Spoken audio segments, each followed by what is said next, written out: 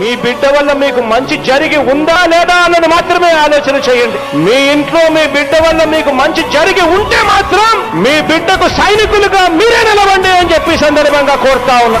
ఇచ్చిన మాట తప్పితే ఓటు వేయొద్దని చెప్పిన దమ్మున్నడు జగను.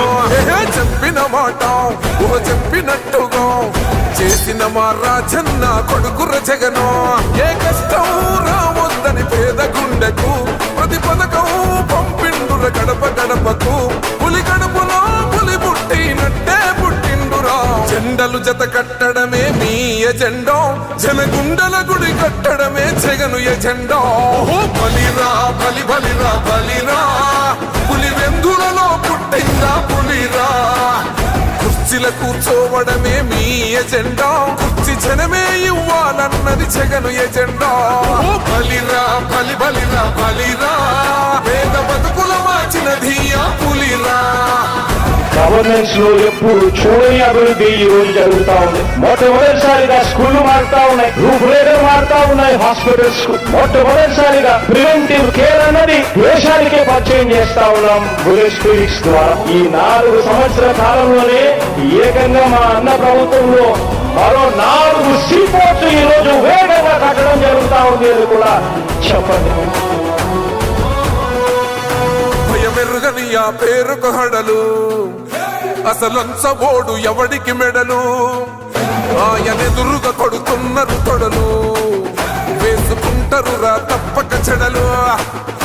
పేదోడి కంచౌల 4 మెతుకుల కోసం ప్రజా సంకల్ప యాత్ర చేసి గెలిసిన యుద్ధం. సీమ పౌరుషం పక్కన పెట్టిండుర పేదల కోసం. జెండలు జత కట్టడమే మీ కూటమి అనేది ఆంధ్రప్రదేశ్ రాష్ట్రానికి కానీ ఆంధ్రప్రదేశ్ ప్రజలకు కానీ కొత్త ఏం కాదు. 2014 ఎన్నికల్లోనే కూటమి కట్టారు. చంద్రబాబు నాయుడు, పవన్ కళ్యాణ్, బీజేపీ ఆ రోజు కూడా కలిసి పోటీ చేశారు కదా. కలిసి పోటీ చేశారు, కలిసి గెలిచారు, కలిసి మేనిఫెస్టో పెట్టారు. తర్వాత చంద్రబాబు నాయుడు ముఖ్యమంత్రి అయ్యాడు. దేశంలో బీజేపీ పార్టీ ఇక్కడ ఆళ్ళు పంచుకున్నారు, అక్కడ ఆళ్ళు పంచుకున్నారు. ఆ పరిస్థితుల్లో ఎందుకు కలిసి పోటీ చేసి కలిసి గెలిచి మరలా పవన్ కళ్యాణ్ తిట్టి బయటికి పంపించారు చంద్రబాబు నాయుడు. పవన్ కళ్యాణ్ అనేవాడు ఏమన్నా పుడింగా, వాడి వల్ల మేమేం గెలిచామా అని చెప్పేసి అమ్మనాభూతులు తిట్టారు. ఆయన్ని తిట్టడమే కదా, ఆయన కుటుంబ సభ్యులు తిట్టి వాళ్ళ అమ్మను కూడా తిట్టి పంపించారు. అది అయిపోయింది. చంద్రబాబు నాయుడు అనే వ్యక్తి మోడీని పట్టుకొని ఇష్టం వచ్చినట్టు మాట్లాడాడు. ఏదైనా కుటుంబం లేదు, భార్య లేదు, పిల్లలు లేదు, ఏం తెలియదు. పవన్ కళ్యాణ్ కూడా మోడీని కూడా మాట్లాడిన భాషలో మనం చూసాం. ముగ్గురు కలిసి, ముగ్గురు పోటీ చేసి, ముగ్గురు గెలిచి, ముగ్గురు అధికారాన్ని పంచుకొని, ముగ్గురు తిట్టుకొని 3 దారులు అయిన తర్వాత మేనిఫెస్టోని చించి చిందరవందర చేశారు. ఒక్క వాగ్దానం నెరవేర్చాలి, ఒక్క హామీని నిలబెట్టుకోవాలి. చంద్రబాబు నాయుడు అనే వ్యక్తి 5 సంవత్సరాలు మోసం చేశాడు జనాన్ని, కాబట్టి ఘోరంగా ఓడిపోయాడు. ఈ పరిస్థితుల్లో మరలా ఇదే ముగ్గురు కూటమి కట్టి కుట్రలతో మళ్ళీ జగన్మోహన్ రెడ్డి గారు అనే వ్యక్తిని ఓడించడానికి వస్తే ప్రజలు ఊరుకుంటారా? కూటమి కాదు, కూటమి కూల్చేయబోతా ఉన్నారు. జూన్ 4వ తారీఖు బ్యాలెట్ బాక్స్ ఇస్తే కనపడేది ఎగురుతూ ఫ్యాన్ ఫ్యాన్ ఫ్యాన్. ముగ్గురు కాదు, 30 మంది వచ్చినా జగన్మోహన్ రెడ్డి గారు సింగిల్గానే వస్తాడు.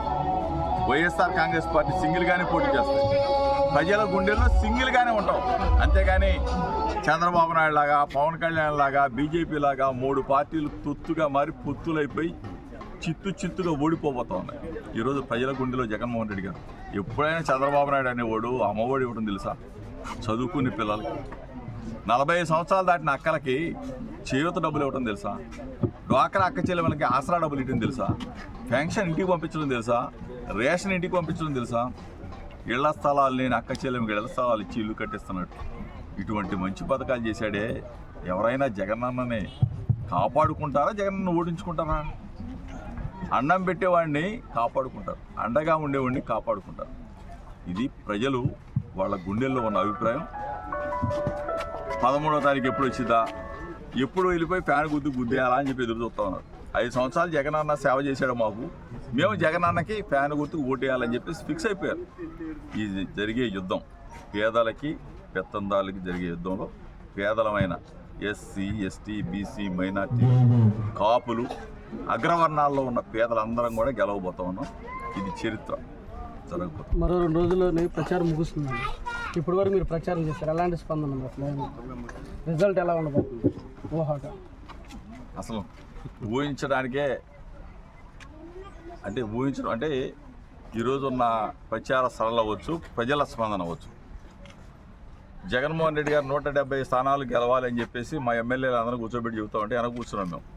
ఏంట్రా బాబు ఎట్లా అంటున్నాడు అని చెప్పి అనుకున్నాం. ఈరోజు తెలుస్తాం ప్రజల హృదయాల్లో జగన్మోహన్ రెడ్డి గారి పట్ల ప్రేమ, అభిమానం, ఆయన చేసిన మంచి పనులన్నీ కూడా ఈ రోజున ఆయన పక్షాన ఉన్నాయి.